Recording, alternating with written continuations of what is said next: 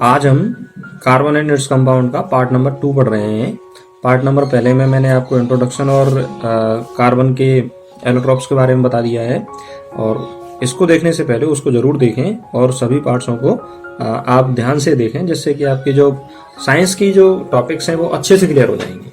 और यह टॉपिक बहुत सारे एग्जाम, तो इसको आप अच्छे से देखें जिससे कि आपको अच्छे से ये साइंस के टॉपिक हैं वो क्लियर हो जाएंगे। और यह टॉपिक बहुत सारे एग्जामों में पूछा जाता है और बहुत इंपॉर्टेंट भी है। तो अब हम बात करते हैं कार्बन का अक्रिस्टलीय रूप कोयले के बारे में। तो कोयले को 4 भागों में बांटा गया है। यानी अगर आपसे पूछा जाए कि कोयला कितने प्रकार का होता है, तो 4 प्रकार का कोयला होता है। पहला कोयला है एंथ्रासाइट, दूसरा बिटुमिनस, तीसरा लिग्नाइट और चौथा पीट। अब इनके बारे में थोड़ा थोड़ा पढ़ लेते हैं। सबसे पहले पढ़ते हैं हम एंथ्रासाइट कोयले के बारे में। तो यह सबसे सर्वोत्तम प्रकार का बेस्ट कोयला है और यह नीली ज्वाला के साथ जलने वाला कोयला है।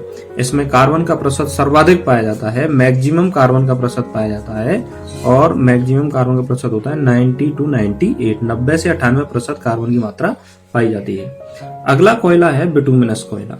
बिटुमिनस कोयला पीली ज्वाला के साथ जलता है और कार्बन का प्रतिशत 87% पाया जाता है। तो पेपरों में डायरेक्ट यही पूछ लिया जाता है कि बिटुमिनस में कितना प्रकार का कोयला पाया जाता है। अगला कोयला है लिग्नाइट प्रकार का कोयला। तो लिग्नाइट प्रकार का कोयला जो है वो घरों में काम आने वाला कोयला है और यह भूरे रंग का होता है। सबसे मोस्ट इंपोर्टेंट है, कैसे रंग का होता है? ये भूरे रंग का होता है और इसमें कार्बन की प्रतिशत मात्रा पाई जाती है 67%। इसमें कार्बन की प्रतिशत मात्रा पाई जाती है। अगर पेपर में पूछा जाए कि सबसे ज्यादा राजस्थान में पाए जाने वाला कोयला कौन सा है, तो वह है लिग्नाइट कोयला। सबसे खराब प्रकार का कोयला पीट कोयला होता है।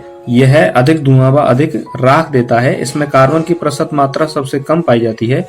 तो मिनिमम जो कार्बन प्रतिशत मात्रा पाई जाती है वह है पीट कोयला। और भारत में सबसे ज्यादा कोयला है वो कहां से प्राप्त होता है? हमें झारखंड राज्य से प्राप्त होता है। तो इस तरह से हमने एंथ्रासाइट, बिटुमिनस, लिग्नाइट और पीट कोयले को पढ़ा है और यहां से प्रश्न बनने की संभावना होती है। तो इसको ध्यान से आप देखें और पढ़ें। अब बात करते हैं कि कार्बन के गुण क्या होता है। तो कार्बन में श्रृंखलन का गुण पाया जाता है। श्रृंखलन का गुण का मतलब ये होता है कि कार्बन अन्य कार्बनों से जुड़कर एक लंबी श्रृंखला का निर्माण कर सकते हैं। यही कारण है कि पृथ्वी पर जितने भी जैविक पदार्थ हैं वो सबसे ज्यादा कार्बन से बने हुए ही होते हैं।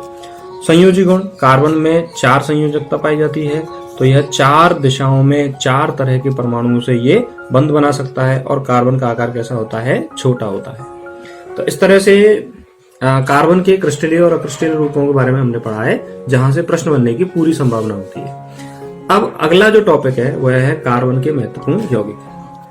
सबसे पहला महत्वपूर्ण यौगिक है मेथेन, जिसका फॉर्मूला होता है CH4। क्योंकि ये दलदल में उत्पन्न होती है इसलिए इसको दलदल गैस या मार्स गैस कहते हैं और इसी को ही फायर डैम्प के नाम से भी जाना जाता है। तो ये आपसे क्वेश्चन पूछा जाता है कि फायर डैम्प किस गैस को कहते हैं? ये मेथेन गैस को कहते हैं। Methane gas compressed natural gas, CNG और बायोगैस का प्रमुख अवयव है। तो बहुत ज्यादा मोस्ट इंपोर्टेंट है, जो पूछा जाता है कि CNG में सबसे ज्यादा क्या पाया जाता है, बायोगैस में सबसे ज्यादा क्या पाया जाता है, तो वो पाई जाती है मेथेन गैस। और धान के खेत में मेथेन गैस बनती है जो बाहर निकलती है। तो ये भी क्वेश्चन बहुत ज्यादा पूछा जाता है कि धान के खेत में बनने वाली गैस का नाम क्या है। अगला यौगिक है क्लोरोफॉर्म, जिसका फॉर्मूला होता है CHCl3। इसे बेहोशी की दवा के रूप में उपयोग में लाया जाता है और इसे निश्चेतक के रूप में हम क्या करते हैं? उपयोग करते हैं। एनेस्थेटिक प्रकृति का ये पाया जाता है। प्रकाश की उपस्थिति में यह फॉस्जीन गैस का निर्माण करता है। फॉस्जीन एक विषैली गैस होती है, इसीलिए क्लोरोफॉर्म को अंधेरे में बंद बोतलों में रखा जाता है। अगला यौगिक है कार्बन टेट्राक्लोराइड। कार्बन टेट्राक्लोराइड को विद्युत के कारण लगी आग को बुझाने में उपयोग में लिया जाता है, अतः इसका उपयोग इसमें है अग्निशमन में इसका उपयोग किया जाता है। अगला है, चौथा है MIC, मिथाइल आइसोसाइनेट। याद रखें, साइनेट वर्ड है, साइनाइड नहीं है, साइनेट वर्ड है, जिसका फॉर्मूला होता है CH3NCO और इसको भोपाल गैस त्रासदी का मुख्य कारण माना जाता है। तो ये बहुत ज्यादा पूछा जाता है। भोपाल गैस त्रासदी 1984 में हुई थी, जिसमें हजारों की संख्या में लोगों की मृत्यु हो गई थी एक ही रात के दौरान। अगला है क्लोरोफ्लोरोकार्बन। क्लोरोफ्लोरोकार्बन का फॉर्मूला होता है CF2Cl2। क्लोरोफ्लोरोकार्बन का फॉर्मूला होता है CF2Cl2। इसका अन्य नाम भी होता है फ्रियोन 12। फ्रियोन 12 इसको कहा जाता है।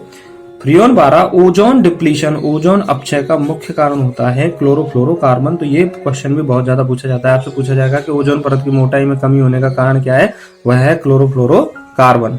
अगला है अश्रु गैस, टीयर गैस, इसका फॉर्मूला होता है CCl3NO2।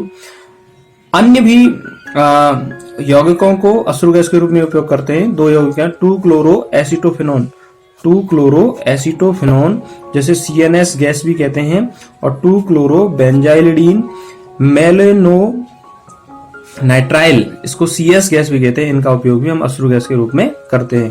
प्रथम विश्व युद्ध के दौरान सबसे ज्यादा अश्रु गैस का उपयोग किया गया था। तो इस तरह से हमने पार्ट नंबर 2 में कार्बन के कुछ महत्वपूर्ण यौगिकों के बारे में पढ़ा है। तो इस वीडियो को आप लास्ट तक देखें। आपको ये वीडियो कैसा लगा हमें कमेंट बॉक्स में जरूर लिखें, और आने वाले जितने वीडियो हैं उनको अच्छे से देखते रहें। आप वीडियो को लाइक करें, शेयर करें और चैनल को सब्सक्राइब करें। धन्यवाद।